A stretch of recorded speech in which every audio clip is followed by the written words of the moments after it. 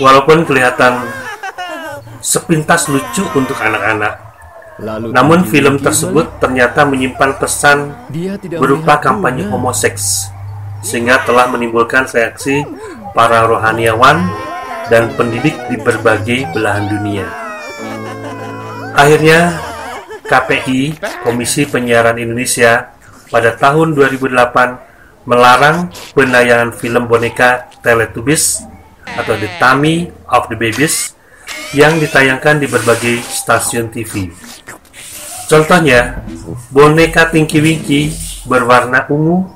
Warna ini merupakan kebanggaan kaum gay dan mempunyai antena segitiga terbalik di kepalanya. Ada simbol dari gay. Dia itu laki-laki, tapi kadang tingkahnya kayak cewek, suka membawa tas atau dompet merah dan bunga, memakai rok, menari balet seperti banci layaknya. Anak kecil tak bisa membedakan mana laki-laki, mana perempuan. Laki-laki bisa berganti pakaian menjadi perempuan seperti boleh-boleh saja.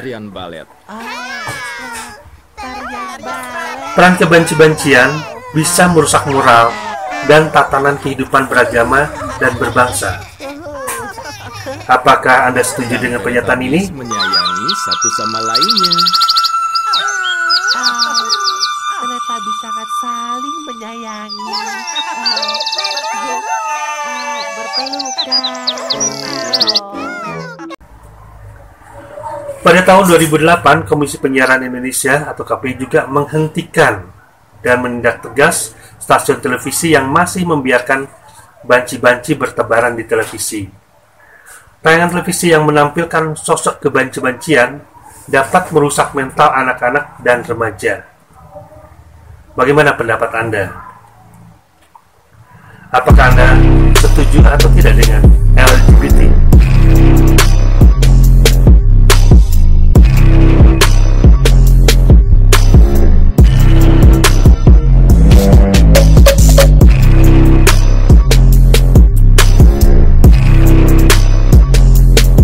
Apa itu LGBT? LGBT adalah singkatan dari lesbian, gay, biseksual, dan transgender. Gay atau lesbi diartikan sebagai individu menyukai sesama jenis atau homoseks. Terlahir dengan nama Renal. Laki-laki menyukai laki-laki disebut gay, dan sebaliknya, perempuan yang menyukai perempuan disebut lesbian. Pada umumnya, jenis kelamin bawaan lahir atau orang atau manusia, yaitu berupa kelamin laki-laki dan perempuan.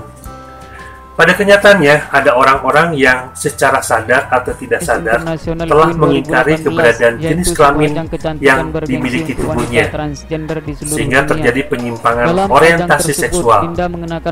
Orientasi seksual atau ketertarikan seksual yang normal adalah laki-laki tertarik kepada perempuan dan sebaliknya.